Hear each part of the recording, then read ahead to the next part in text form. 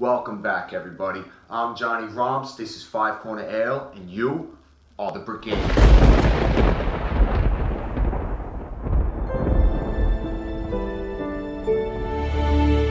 There is a time in just about every serious or obsessed homebrewer's career that they decide they're going to go to pumps and hoses.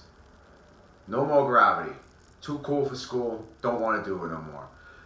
But then there comes the one thing, and we've all asked this question: how can I eliminate moving all these hoses around? Because it's making a fucking mess, and I'm tired of cleaning it. I just want to enjoy my beer and have a smooth brew day in my little place. All right? Now, if you're fortunate enough to have a huge garage, this can probably work for you also. But right now, we're going to focus on people that have the smaller areas around the world. All right, little tiny apartments, particularly right now, we're in New York City. Apartments tend to have smaller kitchens, but whatever, I digress. That brings us to the hard line. So that's what this video is going to be about today. It took a couple tries to figure this out, and I will get into more detail about how we went about building this. But right now, I'll give you the basics. It's a 5-port connected with a sanitary C-clamp to the SS Brewtech. SS Brewtech mash tun, that is, just so you know. There are a couple of hiccups in this system that may need a little bit of work, but as of right now, this is pretty good. So keep watching the video. Got a little demonstration on it. And if you have any questions, leave them in the comments. And if you want to see a little bit more on the progress of this, go to Instagram at 5 Corner Ale Brigade. Share it. Hit the like button. Enjoy it, man. Enjoy it. And at the end of the video, we're going to do a little vocabulary thing for beer. So stick around, all right? Cheers. Close your eyes.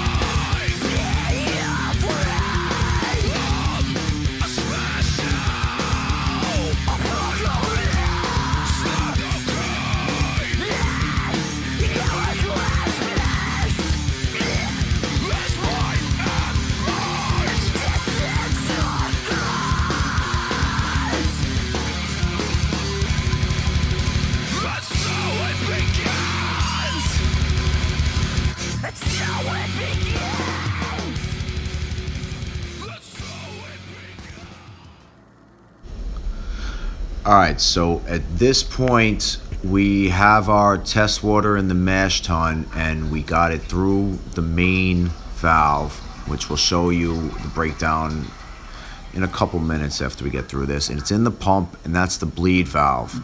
Some people call it a burp. You do that to release air out of there. There we go, popping our super duper power box there. Making sure the flow is going proper. That is our Verloff setup. That goes for our recirculation hardline.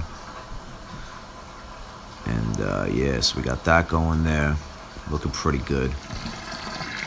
Got a little heavy flow there, huh? That's opened all the way. And that is fast, let me tell you. That's really fast. That little steelhead pump is pretty sick. I can't remember exactly how many gallons it does per minute, but it does at least 2 gallons within a minute, if not more. So there's our Verloff line right there. We got that opened up nice and wide. There is a leak in this though. That's one thing that I did check, and I actually wound up tightening it a few times. But when you go to do this, make sure you put a lot of tape on there, more than you think you're gonna need to, and you're gonna tighten that thing up as tight as you possibly can. Get 2 monkey wrenches, 2 pipe wrenches, whatever you can, unless you got that animal grip. So right here is another thing that we're gonna have to fix, this area right there in between the mash tun and the ball valve. See, the problem is when I take this off, there's nothing to stop the liquid from coming out of the mash tun, so I need the ball valve for that to stop it.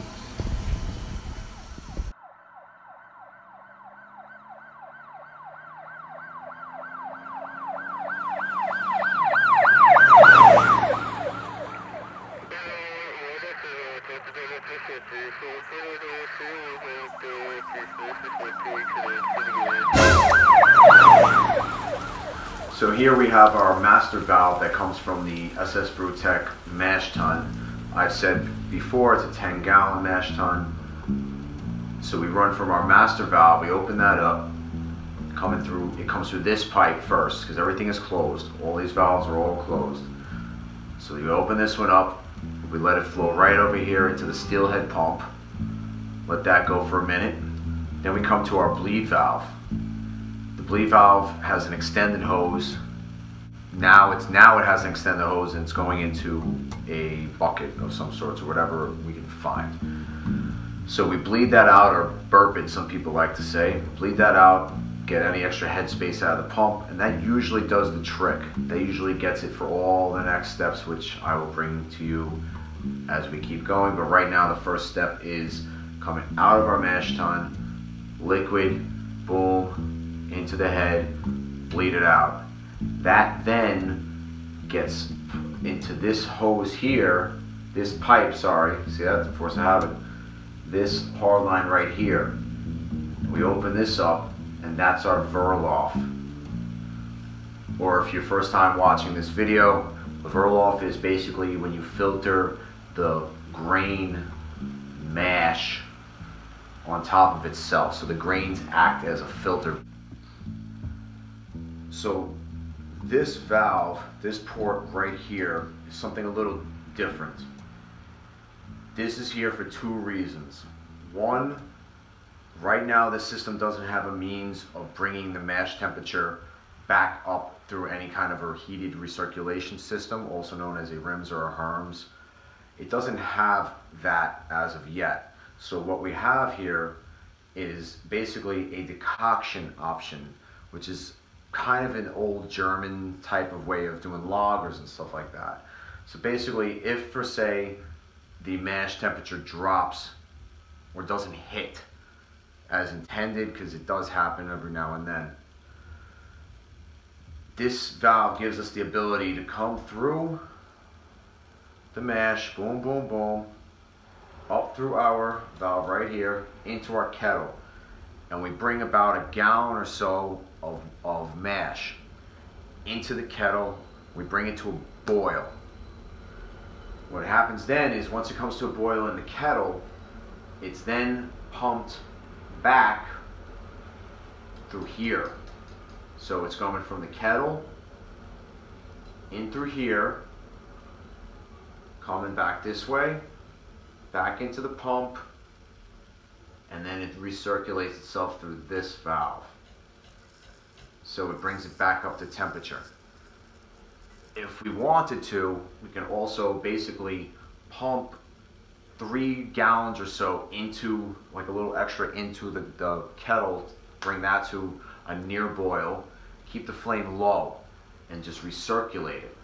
Just keep recirculating it, and that'll do it. The only problem with that is there's a chance that you could scorch the sugars in the wort, and that can really completely alter your beer, and you don't really want that.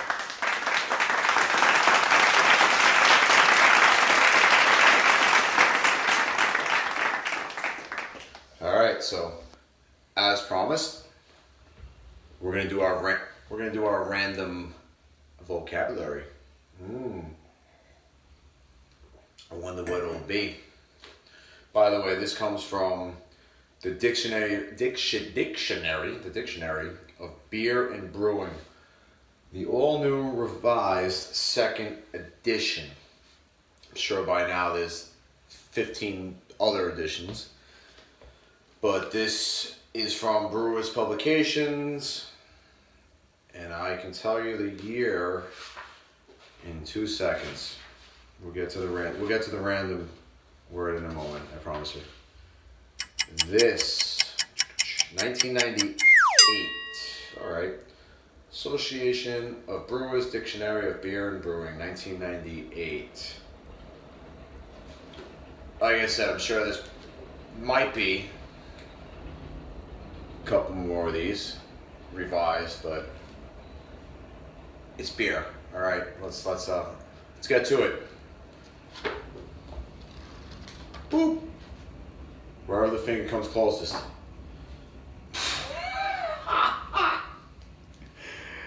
What the fuck is that? Of course it's a big German word. Of course. Jungfrauenbecher. Or Jungfrauenbecher. I'll show it to you in a second. If you're German, you can correct me or something. Make a response video. A German festive drinking cup manufactured in the 16th and 17th centuries, depicting a young lady in a long belled shaped skirt holding a pivoting basket over her head. When the basket figure is inverted, the woman's skirt forms a first bowl and the pivoting basket forms a second, smaller one. Such cups were used at wedding feasts where the groom was expected to drink from the larger bowl without spilling the contents of the smaller one, which he passed to the bride. Quite interesting. This is the word, if you can make it out. I don't know. Pause it or something. And that is our word of the day. Jungfrauenbecher. Jungfrauenbecher.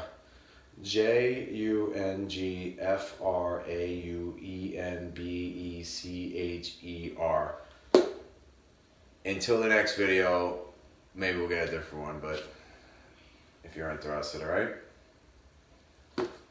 Until next time, keep going, keep drinking, keep making great beer, and just have fucking fun. Life is way too short. Just have fun, alright?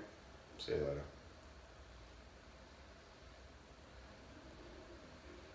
Hey, you.